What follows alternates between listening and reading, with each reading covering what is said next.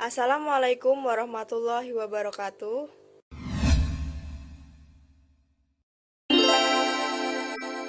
Perkenalkan, saya Roma Siami dari Universitas Tikubang Unisbank Semarang. Pada video kali ini, saya akan presentasi materi pengujian substantif persediaan observasi perhitungan.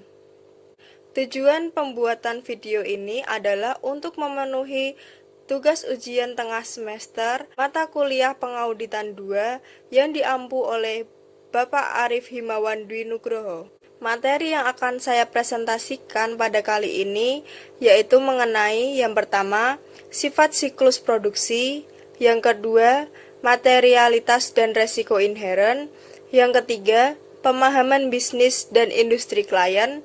Selanjutnya yang keempat adalah pengujian mengamati perhitungan persediaan fisik klien. Selanjutnya yang kelima ada pengujian penetapan biaya persediaan, dan yang terakhir adalah pengujian persediaan yang disimpan dan dikendalikan oleh pihak ketiga. Langsung saja kita memasuki materi yang pertama, yaitu sifat siklus produksi atau produksi cycle berhubungan dengan konversi bahan baku menjadi bahan jadi. Siklus ini meliputi perencanaan serta pengendalian produksi dari jenis-jenis dan kuantitas barang yang akan diproduksi. Selanjutnya ada tingkat persediaan yang akan dipertahankan. Dan yang terakhir adalah transaksi dan peristiwa yang berkaitan dengan proses pabrikasi. Selain itu, siklus produksi saling berkaitan dengan 3 siklus lainnya. Yang pertama yaitu siklus pengeluaran dalam pembelian bahan baku dan pembayaran berbagai biaya overhead. Yang kedua, siklus jasa personalia dalam pembayaran biaya tenaga kerja pabrikan. Selanjutnya yang terakhir yaitu siklus pendapatan dalam menjual barang jadi. Tujuan audit spesifik tertentu untuk siklus produksi. Pada tujuan ini dibagi menjadi 2, yaitu tujuan audit atas kelompok transaksi dan tujuan audit atas saldo akun. Tujuan yang pertama berdasarkan kategori asersi keberadaan atau keterjadian. Tujuan audit atas kelompok transaksi yaitu transaksi pabriksi yang dicatat menyajikan bahan, tenaga kerja, dan overhead yang ditransfer ke produksi serta pemindahan produksi yang sudah selesai ke barang jadi selama periode berjalan. Sedangkan tujuan audit atas saldo akun, persediaan yang tercetak dalam neraca secara fisik ada. Lalu harga pokok penjualan menunjukkan harga pokok barang yang dikirim atau dijual selama periode berjalan.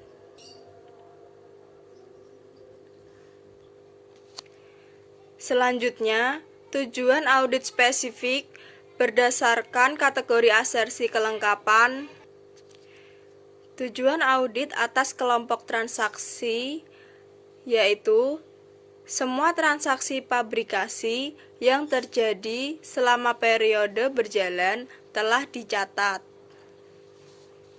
Sedangkan pada tujuan audit atas saldo akun, persediaan mencakup semua bahan, produk, dan perlengkapan yang ada di tangan pada tanggal neraca.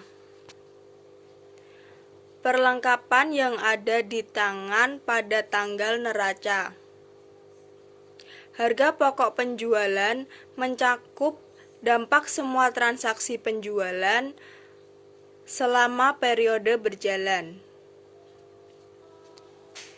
Tujuan audit atas kelompok transaksi berikutnya yaitu berdasarkan hak dan kewajiban, di mana entitas memegang hak atas persediaan yang berasal dari transaksi pabrikasi yang dicatat. Sedangkan tujuan audit atas saldo akun yaitu entitas pelapor memegang hak milik atas persediaan pada tanggal neraca. Tujuan audit spesifik selanjutnya berdasarkan kategori asersi penilaian atau alokasi. Pada tujuan audit atas kelompok transaksi, transaksi pabrikasi telah dijurnal, diikhtisar, dan dibukukan atau diposting dengan benar. Sedangkan pada tujuan atas saldo akun, persediaan telah dinyatakan dengan tepat pada harga yang terendah antara harga pokok dan harga pasar. Harga pokok penjualan itu sendiri didasarkan pada penerapan metode arus biaya yang berlaku secara konsisten. Tujuan audit spesifikasi yang terakhir yaitu berdasarkan kategori asersi penyajian dan pengungkapan. Pada kelompok transaksi, tujuan audit ini yaitu dengan merinci transaksi pabrikasi, mendukung penyajiannya dalam pelaporan keuangan termasuk klasifikasi dan pengungkapannya. Lalu pada saldo akun, tujuannya yaitu persediaan dan harga pokok penjualan telah diidentifikasi dan diklarifikasikan secara tepat dalam laporan keuangan. Pengungkapan yang berhubungan dengan dasar penilaian dan penggunaan atau penjaminan persediaan sudah memadai. Materi presentasi selanjutnya adalah materialitas. Bagi entitas, persediaan adalah unsur yang material, dan audit atas persediaan merupakan hal yang penting untuk mencapai pendapat tentang kewajaran penyajian laporan keuangan secara keseluruhan. Dalam mengevaluasi alokasi materialitas, pertimbangan utamanya adalah penentuan besarnya salah saji yang mempengaruhi keputusan pemakai laporan keuangan. Kemudian, pertimbangan yang kedua yaitu berkaitan dengan adanya biaya untuk mendeteksi kesalahan. Umumnya, audit atas persediaan memerlukan banyak biaya. Akibatnya, auditor biasanya akan mengalokasikan suatu jumlah yang signifikan dari keseluruhan materialitas ke audit persediaan, tanpa melebihi jumlah yang ia anggap akan mempengaruhi analisis pemakai laporan keuangan. Materi selanjutnya yaitu resiko inheren. Resiko inheren pabrikan, pedagang grosir atau pedagang eceran biasanya dinilai mendekati maksimum karena alasan-alasan berikut ini. Yang pertama ada volume transaksi pembelian, pabrikasi, dan penjualan yang mempengaruhi akun-akun ini biasanya tinggi, sehingga meningkatkan peluang terjadinya salah saji. Alasan yang kedua adalah sangat beragamnya jenis persediaan, kadang-kadang mengharuskan digunakannya prosedur khusus untuk menentukan kualitas persediaan. Lalu, selanjutnya ada sangat beragamnya jenis persediaan mungkin saja menimbulkan masalah khusus dalam menentukan kualitas dan nilai pasarnya. Risiko inheren yang terakhir yaitu persediaan sangat rentan terhadap pembusukan, keusangan, dan faktor-faktor lain seperti kondisi ekonomi umum yang dapat mempengaruhi permintaan serta kemampuan menjual. Dengan demikian, mempengaruhi ketepatan nilai persediaan itu. Pemahaman bisnis dan industri klien. Bagi entitas, persediaan pabrikasi merupakan proses inti dan kemampuan entitas untuk menghasilkan laba dan arus kas akan tergantung pada seberapa baik proses pabrikasi ini dikelola. Selain itu, bagi banyak perusahaan distribusi dan ecer, manajemen perusahaan merupakan hal yang penting untuk mencapai suatu keberhasilan. Pada saat mengaudit suatu perusahaan pabrikasi, auditor biasanya ingin memahami mengenai intensivitas modal dan proses pabrikasi. Di samping bauran bahan baku dan tenaga kerja yang diperlukan dalam proses pabrikasi itu. Hal ini penting untuk mengevaluasi hasil-hasil keuangan yang dilaporkan. Dalam mengaudit pabrikan, pedagang grosir, dan pedagang ecer, persediaan merupakan proses inti yang material dan sangat penting bagi keberhasilan entitas yang bersangkutan. Setiap industri memiliki sifat yang unik dalam hal jumlah hari yang diperlukan untuk memutar persediaan. Jumlah hari perputaran persediaan juga sangat bervariasi, sehingga sangat penting untuk memahami klien dan menemukan bukti yang mencukupi guna mendukung pendapat kewajaran dalam penyajian laporan keuangan. Nah, pada saat mengevaluasi kewajaran penyajian laporan keuangan, auditor biasanya akan mengevaluasi harga pokok penjualan dan margin kotor ketika mengaudit persediaan. Auditor harus menyadari bahwa jika persediaan ditetapkan terlalu tinggi, maka harga pokok akan ditetapkan terlalu rendah. Salah saji yang sama dengan menetapkan harga pokok terlalu rendah dan menetapkan persediaan terlalu tinggi akan menentukan jumlah hari perputaran persediaan terlalu tinggi serta membuatnya terlihat memerlukan waktu yang lebih lama untuk memutar persediaan daripada yang sebenarnya terjadi. Prosedur awal. Prosedur awal ini digunakan untuk memperoleh pemahaman mengenai bisnis dan industri dan untuk menentukan yang pertama, signifikasi harga pokok, penjualan, dan persediaan bagi entitas.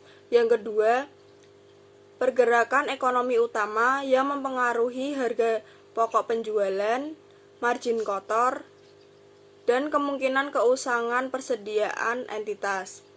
Kemudian yang ketiga ada sejauh mana klien memiliki persediaan yang masuk dan keluar. Lalu yang terakhir yaitu eksistensi konsumen, pembelian, dan konsentrasi aktivitas dengan pemasok. Selain itu, prosedur awal juga dilakukan untuk saldo dan catatan persediaan yang akan disajikan lebih lanjut. Yang pertama, itu ada menelusuri saldo awal persediaan, ke kertas kerja tahun sebelumnya. Lalu yang kedua, menelaah aktivitas dalam akun persediaan dan menyelidiki ayat jurnal yang tampak tidak biasa menyangkut jumlah atau sumbernya. Kemudian yang terakhir ada memverifikasi total catatan perpetual dan schedule persediaan serta kesesuaiannya dengan saldo akhir buku besar. Selanjutnya ada prosedur analitis. Prosedur analitis ini dapat dilakukan dengan menelaah pengalaman dan kecenderungan industri. Kemudian yang kedua, memeriksa analisis perputaran persediaan. Yang ketiga, menelaah hubungan saldo persediaan dengan aktivitas pembelian, produksi, dan penjualan akhir. Dan yang terakhir, dapat dilakukan dengan membandingkan saldo persediaan dengan volume penjualan yang diantisipasi.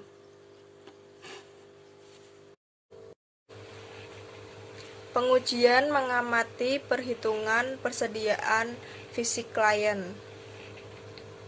Prosedur ini diwajibkan apabila persediaan merupakan hal yang material bagi laporan keuangan suatu entitas. Pengamatan perhitungan persediaan bisa saja merepotkan, menghabiskan banyak waktu, dan sulit bagi auditor. Tetapi biasanya jarang terjadi. Dalam pengujian mengamati perhitungan persediaan fisik klien, terdiri dari 3 bagian.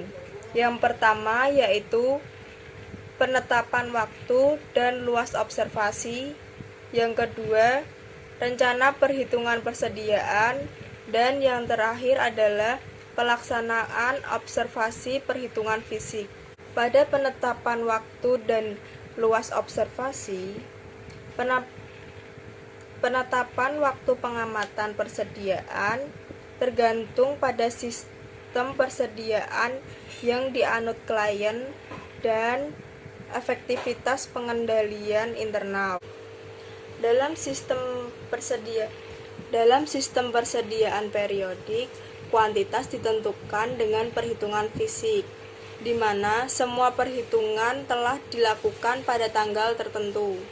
Tanggal itu harus ditetapkan pada atau mendekati tanggal neraca, dan biasanya auditor hadir dalam penetapan tanggal itu.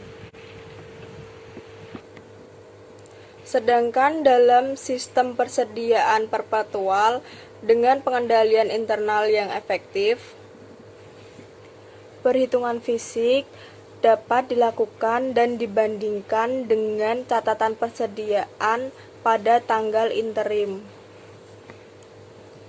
Apabila catatan perpetual telah diselenggarakan dengan baik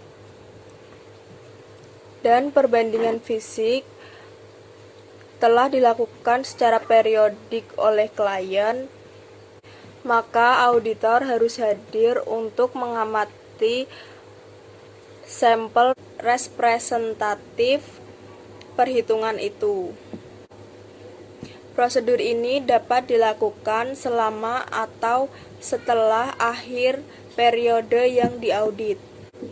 Rencana perhitungan persediaan. Perhitungan fisik oleh klien biasanya dilakukan sesuai dengan rencana atau daftar instruksi.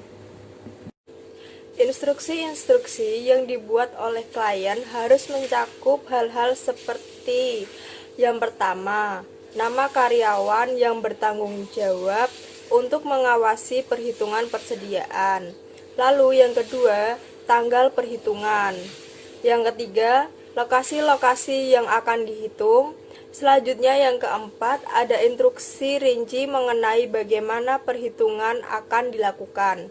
Selanjutnya, penggunaan dan pengendalian label persediaan bernomor urut serta lembar ikhtisar atau kompilasi. Selanjutnya yaitu ketentuan mengenai penanganan penerimaan, pengiriman, dan pemindahan barang selama perhitungan jika aktivitas tersebut tidak dapat dihindarkan. Yang terakhir yaitu pemisahan atau identifikasi barang yang bukan milik klien. Dalam rencana perhitungan persediaan, auditor harus mereview dan mengevaluasi rencana perhitungan persediaan klien jauh sebelum tanggal perhitungan. Dengan tenggang waktu yang cukup, klien dapat menanggapi dengan baik saran-saran modifikasi atas rencana itu sebelum perhitungan dimulai. Perencanaan pendahuluan harus dilakukan oleh auditor jika pengamatan persediaan akan dilakukan secara efektif dan efisien.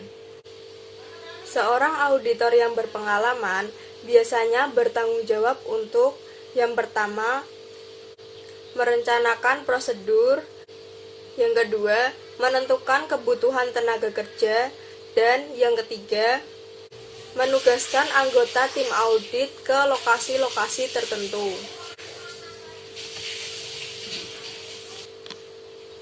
Setiap pengamatan harus dilengkapi dengan salinan rencana perhitungan klien dan instruksi tertulis mengenai tugas yang akan dilakukan. Pelaksanaan observasi perhitungan fisik. Dalam mengamati perhitungan persediaan yang harus dilakukan oleh auditor adalah yang pertama, meneliti kecermatan para karyawan klien apakah mengikuti rencana perhitungan persediaan. Kemudian yang kedua, memastikan semua barang dagang telah diberi label dan tidak ada barang yang diberi label 2 kali. Menentukan bahwa label persediaan telah bernomor urut dan lembar kompilasi telah dikendalikan dengan semestinya. Melakukan beberapa pengujian perhitungan dan menelusuri kuantitas ke lembar kompilasi. Mewaspadai wadah yang kosong dan tempat lowong yang mungkin ada apabila barang ditumpuk dengan formasi yang rapat. Mewaspadai adanya persediaan barang yang rusak dan usang. Menilai kondisi umum persediaan. Selanjutnya mengidentifikasi dokumen penerimaan dan pengiriman yang terakhir digunakan. Selanjutnya, mengidentifikasi dokumen penerimaan dan pengiriman terakhir yang digunakan dan memastikan bahwa barang yang diterima selama perhitungan telah dipisahkan sebagaimana mestinya. Langkah yang terakhir yaitu mengajukan pertanyaan tentang eksistensi barang persediaan yang lambat pergerakannya. Apabila persediaan bersifat material dan auditor tidak mengamati perhitungan persediaan pada atau menjelang akhir tahun, maka pengujian atas catatan akuntansi saja tidak akan memadai dalam kaitannya dengan kuantitas. Sehingga auditor harus selalu melakukan atau mengamati beberapa perhitungan fisik persediaan dan menerapkan pengujian yang tepat atas transaksi yang terjadi selama perhitungan. Materi yang kelima untuk presentasi kali ini yaitu pengujian penetapan biaya persediaan. Pengujian ini mencakup pemeriksaan atas dokumen pendukung, baik untuk harga pokok maupun untuk nilai pasar persediaan. Pengujian ini berhubungan dengan asersi penilaian atau alokasi. Selain itu, juga menyangkut penentuan bahwa prosedur penetapan harga yang digunakan konsisten dengan yang digunakan dalam tahun-tahun sebelumnya. Konsistensi penetapan harga ini dapat ditetapkan dengan melihat kembali kertas kerja tahun sebelumnya dalam audit yang berulang dan atau pada laporan keuangan yang sebelumnya.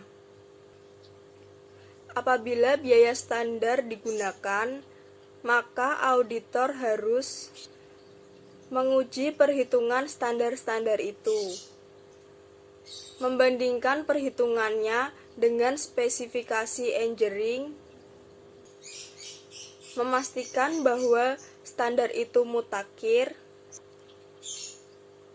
dan mengevaluasi apakah standar itu mendekati biaya aktual yang diperiksa dengan akun-akun varian. Jika akun-akun varian ini memiliki saldo yang besar,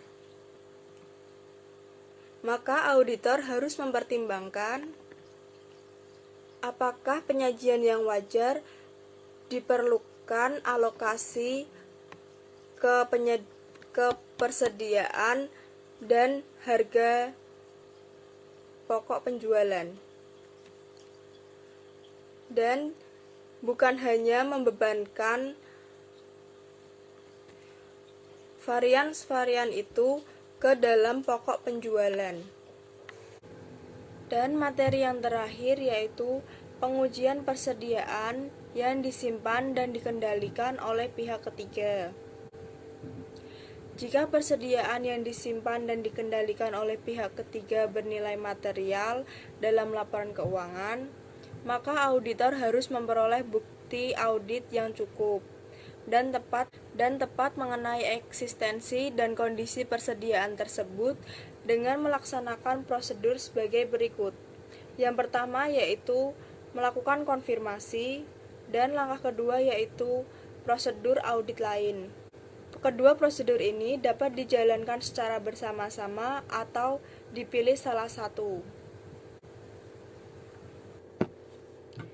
Pada prosedur konfirmasi dapat dilakukan dengan menetapkan ketentuan dan memberikan panduan untuk melaksanakan prosedur konfirmasi eksternal.